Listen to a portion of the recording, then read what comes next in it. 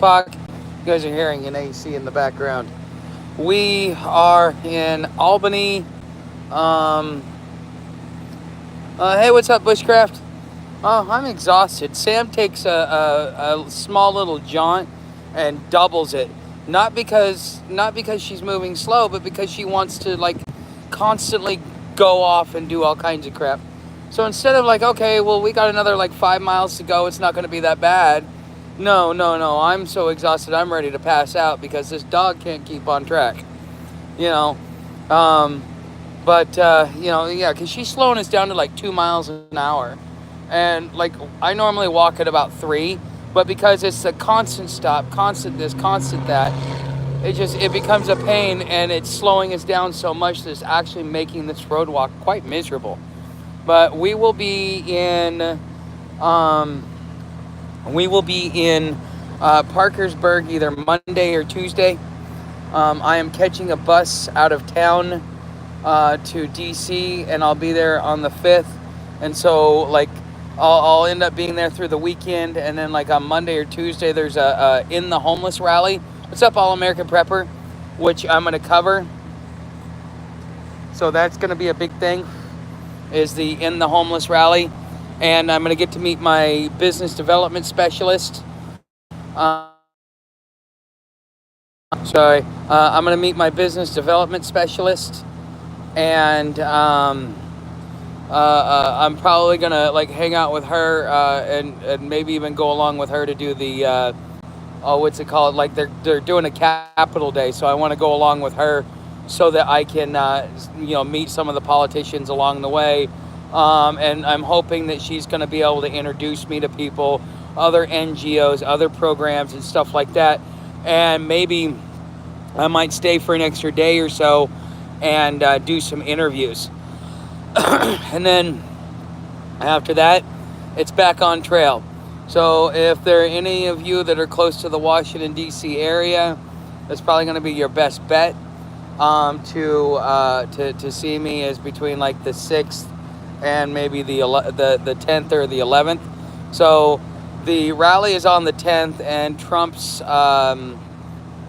sentencing is on the 11th. So, I'll be in there to kind of see if anything happens, and being right there around the Capitol, that's gonna be where a lot of the crap is gonna be, anyways.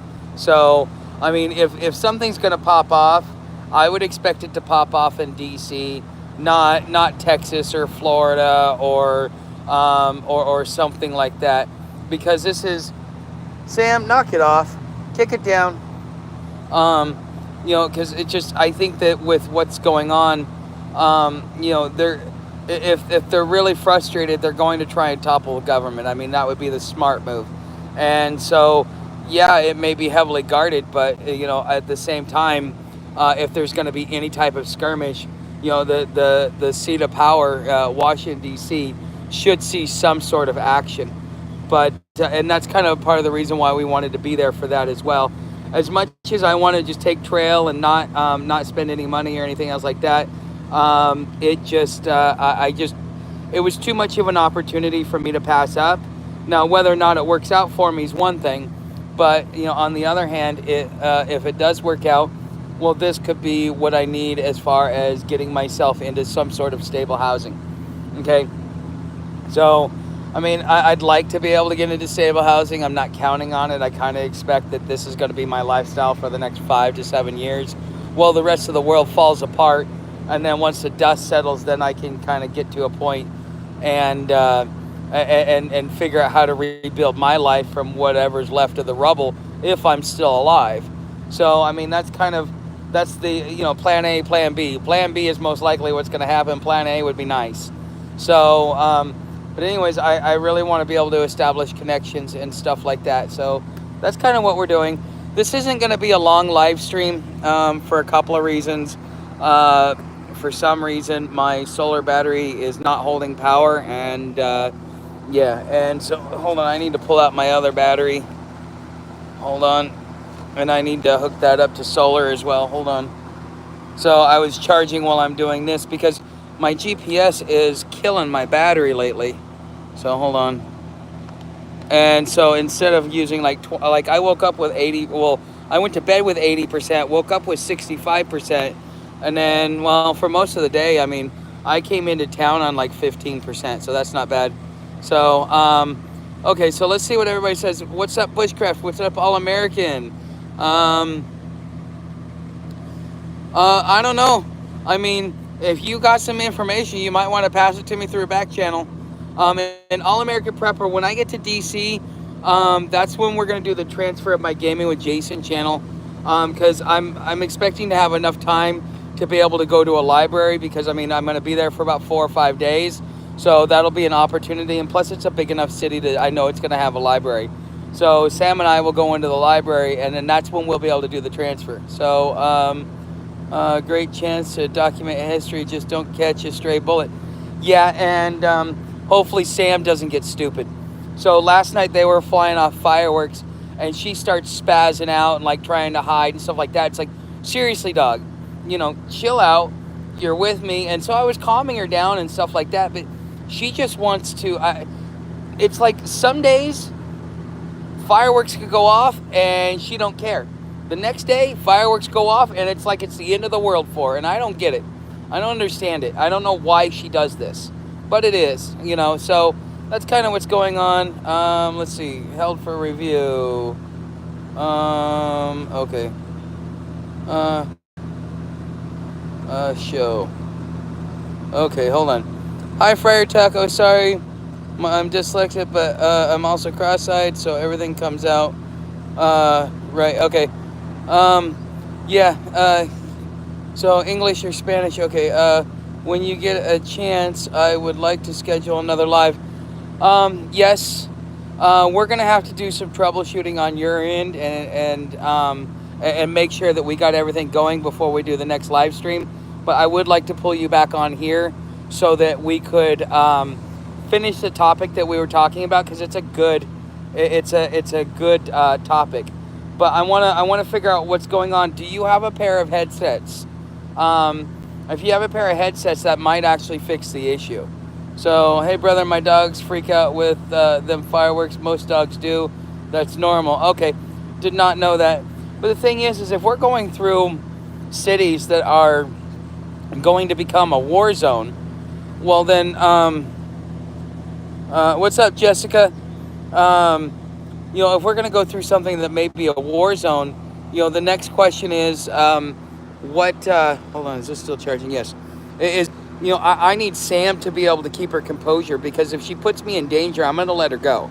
If she's going to start attracting attention, I'm just going to take her off the leash, and if she wants to run off, she can run off. But I love the dog, but I'm not willing to attract so much attention that puts my life in danger, because again, what good am I if I can't keep my dog, or if I'm not around to take care of my dog. So if she really freaks out during something like that, I may end up losing her, not because I want to, but just because of circumstance. And I'm not okay with it, but I'll have to be okay with it. I've been working on really, forcing her to understand how to operate under heavy stress, and to be able to trust me when there is heavy stress, because in this lifestyle, especially the more we travel, the more hectic things get, the more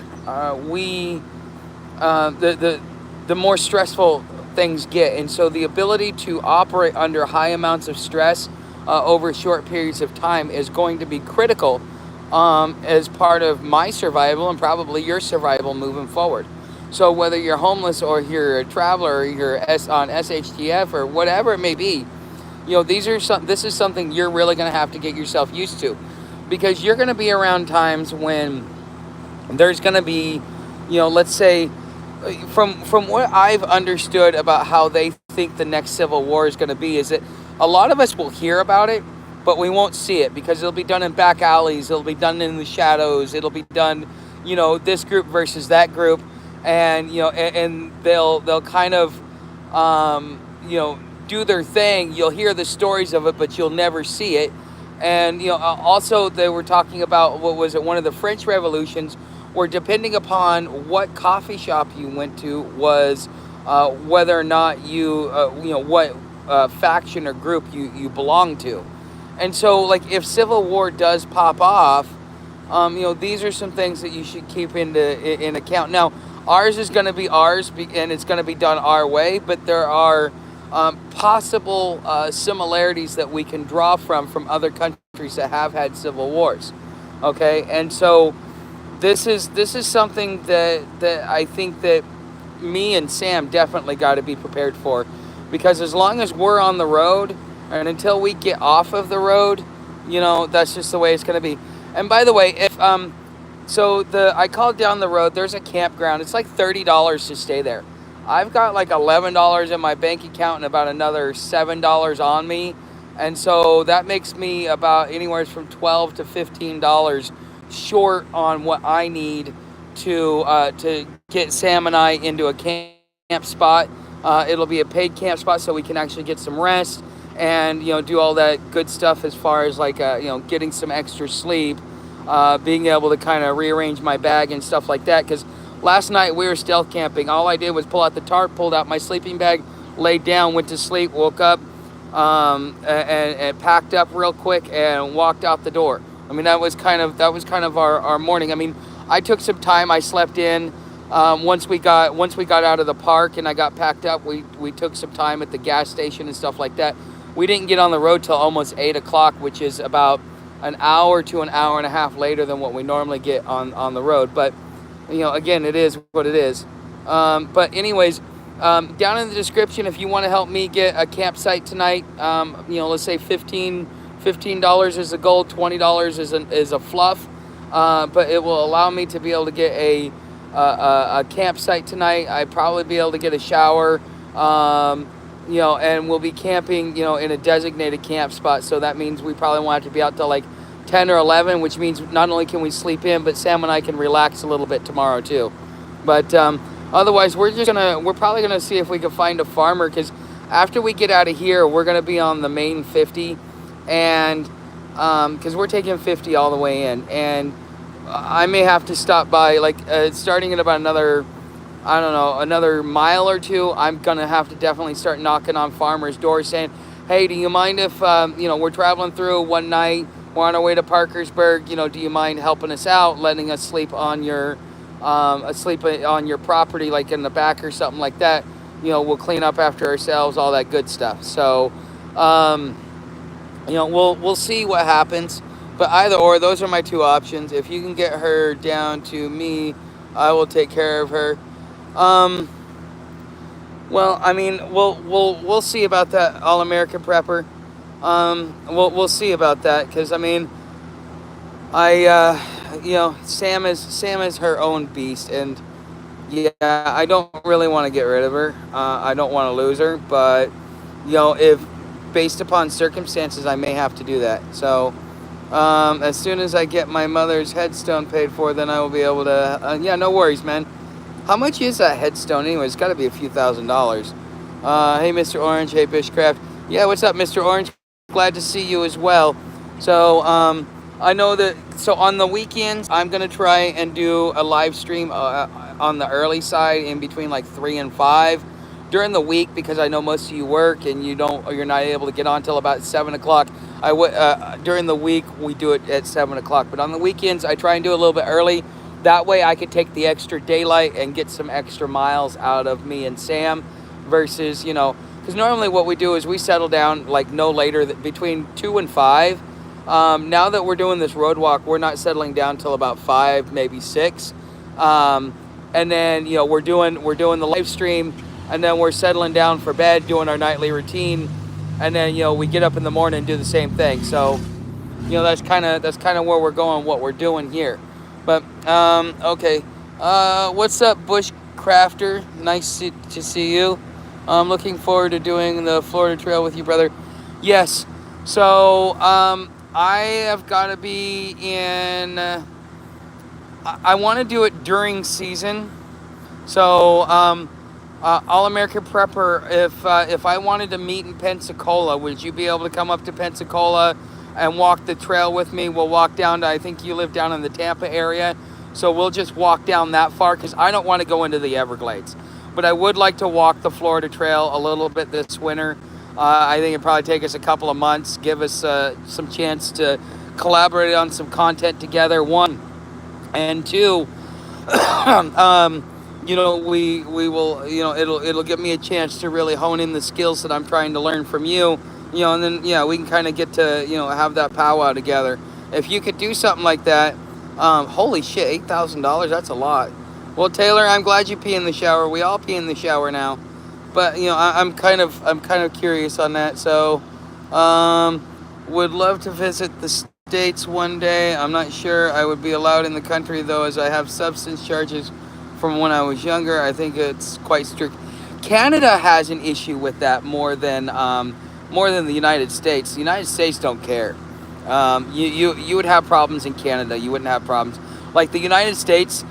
This was back in like 2004, maybe 2003. God no, yeah, 2003. Canada put restrictions on that you couldn't have a misdemeanor if you were going to be a truck driver, and you were going to do their routes. And so if I want to do over the road at that time, they're like, yeah, well, you can't get into Canada. It's going to, you're going to lose a lot of stuff there. So that's part of the reason why I didn't go into it. But the other part of it was, just the misdemeanor and stuff like that. And I think at that time, I thought I had a misdemeanor, but I didn't. I could have actually gotten into Canada, but now that what happened to me was like 10 years ago, I can't. No, they'll never let me in now. So as long as I have your dog, you could take her back anytime you would like. Yeah, but I don't want to. I've been through this before because with my cats, I had to rehome my first cat, the one that I got from my mom after she passed away. He just wouldn't do the car life, and then the hotels just was throwing him off. And so we ended up doing a house sitting for a lady that really loved animals, and we intended to come back, but we never did. There's a lot of reasons for it. So like if I were to leave Sam with you, I would not intend on coming back, just because I don't want to set that expectation and then never be able to do it. And if I did come back for, she's already built that bond with you, and yeah, I'm her friend and stuff like that. I can come visit her, but yeah, she's gonna, if I leave her with you, she's your dog. Okay, that would be the thing. That's why I don't want to leave her with anybody or anywhere, because I know as soon as I do, I've given up. Because Sam, she does need to be housed up, and that might be a good idea, because she's more of a house. She loves to travel. She loves to be on the move. She loves to run, but she doesn't do long distance. She'll do it for a couple of days, and then she needs a few days rest. And once we get done with DC, I'm gonna see if we can slow it down. But we're gonna move like freaking molasses, and I've still got places to be, things to do, people to see. So I don't know. We'll see. So, okay, All American Paper, that's mad, brother, sorry, yeah. Okay, thank you. Okay, the reason why it's so expensive is because it's one headstone, but it's for my mom and dad. Oh, okay, so the engraving's probably where the extra money's going. So, yeah, okay, cool. Yeah, we'll eat free on the trail. That'll be awesome. No, I have a Class A misdemeanor, and that Class A misdemeanor marked me down as a violent criminal, even though I've never committed an act of violence in my life. I have well, if you watch my older videos, you'll know what I'm talking about. But no, it's a Class A misdemeanor. But the way in which they put it is it prevents me from getting a lot of housing. Well, I don't know, maybe because of so many years passed by, maybe something like that. But I've heard of guys still having to get letters and get exceptions made just so that they can get a house. And it's like, I shouldn't have to beg for a house. I did what I was supposed to. Leave me alone. There's never been a violent charge on my record before or since. So why would it look like I was, like, why do I need to get an exception? And that's a point of pride and a point of ego more than anything. So, yeah, so, but all right, guys. I really didn't intend on being here very long. I know that not a lot of people are going to show up on the weekend, but I wanted to make sure that we got the proof of life, and so on and so forth. But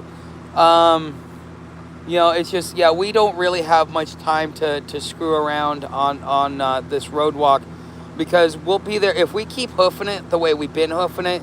We'll be there either Monday night or Tuesday morning. But if Sam keeps taking her time and kind of slowing us down, we may not get there till Wednesday morning, or Thursday morning, and we leave 10 o'clock in the evening on Thursday, next Thursday. So yeah, we can't really screw around on our time. We don't really, because of how slow we're moving with her. I'm kind of having to figure this out, but it is what it is. So, but I would always give you the option. Okay, well, I appreciate that, All American Prepper. And if we ever come to that situation, I'll definitely lean on that. But again, once I let an animal go, I let it go. It's just because of attachment issues and stuff like that. But yeah, today it was supposed to be in the like low 80s, and it was supposed to be raining today. It hasn't rained a drop, and it's like 91 or 92 right now. We are just getting cooked. So that's part of the reason why I want to do the live stream now too, is because this is the time in the cool down period. About 5 o'clock, things start to really cool down to where it becomes palatable. So Sam and I will be able to make it down the road. So as you see here, I'll show you what she looks like right now. That is one tired dog, but she's making it worse on herself. So, but I have a lot of property, and my wife is a dog spermer. I love dogs. I already have 3, and room 41 more for one more. Okay. Bless. Okay. What's up, Ian? Nice to see you. So, but that's essentially what's going on, as far as we're going. So if any of you want to put anything in my tip jar, either PayPal or Cash App, I need about $15 to be able to get a campsite tonight. Otherwise, we're going to just try and see if we can find a kind farmer. But that's going to be what what we do. All those links are down in the description, and it's even labeled. So if that's something you guys would like to do, great, fantastic, wonderful. I look forward to it.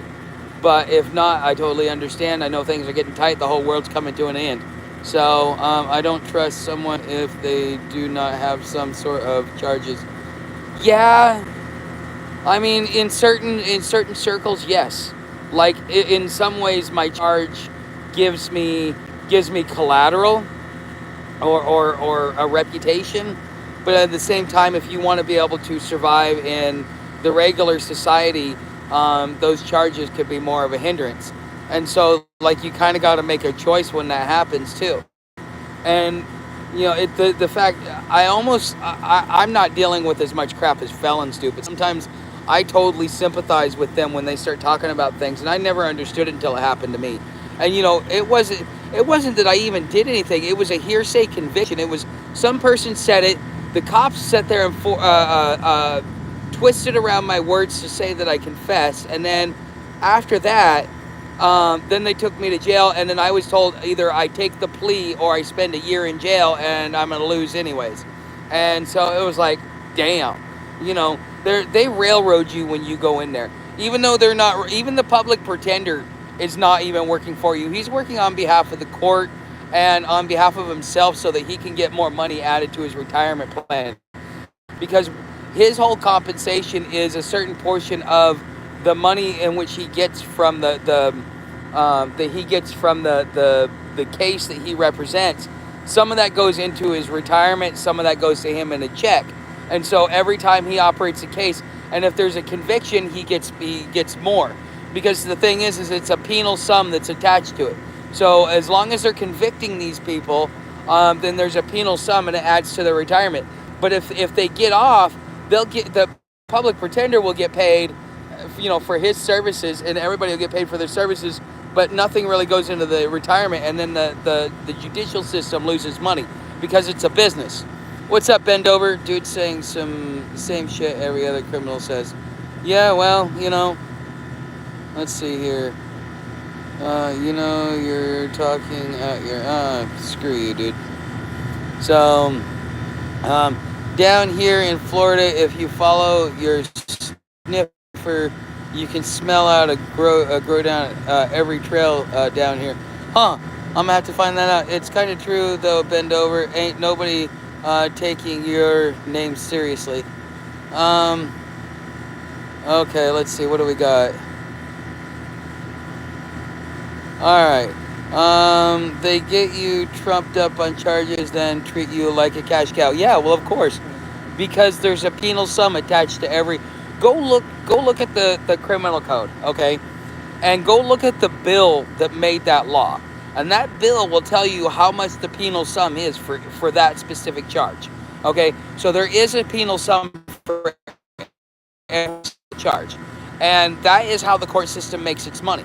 And the funny thing is, and this is something I've only learned recently, is that the court system is actually in foreign jurisdictions. So when you go into a courthouse, you're not even on United States soil anymore. You're in a but that's how they fulfill the role as being a disinterested third party. So and it's like I heard that, and there's actually a lot of white papers written on it. Very interesting. I'd encourage you guys to go look it up yourself. Should I carry pepper spray? I'm homeless in Chicago. Full spectrum survivalist. Is this the same full spectrum survival that I don't know? There's a lot of full spectrum survivals out there. If you're in Chicago, should you carry pepper spray? Depends. Are you a douche? If you're a douche, well, yeah, you're gonna have to protect yourself. But if you keep to yourself and you don't bother nobody, and you kind of keep off, that people only mess with you if you mess with them. People only nothing is out here because if you beat somebody up, well then you got the risk of the cops getting involved. You got the risk of charges and all that stuff. And so a homeless person or anybody really, when they're thinking about, do I want to, they are looking at what the charges are, what the time is, and they're asking themselves, do I want to do this much time for something like this? Most of the time it's like, nah, it's too petty. I'll wait for something that's worth it. Some people, they're like, I don't care. It's 3 hots in a cot. So, I'm doing better than I'm doing out here. So, it is what it is. But most, if you're going to get attacked, it's not random. You did something to bring that on to encourage it. Whether you're flashing all your flashy gear, or whether you're just being a douchebag, or whether you ripped off the wrong person, or you went to the wrong person and you mouthed off to him because you thought you were, you know, you thought you were something special. Well, you know what? Things happen to people like that. So, okay, I spent years roughing it in cities. There's not one situation I look back on and think, I wish I had pepper spray, but there's loads of situations I might handle things worse. It might have made things worse. Yes. Honestly, I have, in all the years that I have been on the streets, I think I've seen maybe 3 brawls, and the most recent one I saw was in Cincinnati a couple months ago. So people, the only people that are really going to rough you up are the dope dealers, and well, you done screwed over the dope dealer because he wants his money. And you're not going to give him his product back, and so since you are who you are, that's how a lot of it really does happen. It's just doing the wrong thing to the wrong person. And when you're dealing with dope dealers, that means you're dealing with gangs, and gangs are like military and any other fraternity. They're not going to let you get away with it, because then it takes away from their authority and their own internal order. So yeah. This is something that, when you're dealing with somebody, you need to know who you're dealing with. Am I dealing with a gang member? Am I dealing with a dope dealer? Am I dealing with a pimp? Am I dealing with an enforcer? Am I dealing with somebody that's really mentally unstable? This is why it's important to socially get to know people. But, okay, am I still homeless? Or are you asking Mr. Orange? I don't think Mr. Orange is, but he might be. But you're going to have to ask him. So, but anyways, let's see. Oh, what's up, Rugsy? Nice to see you. I almost missed you.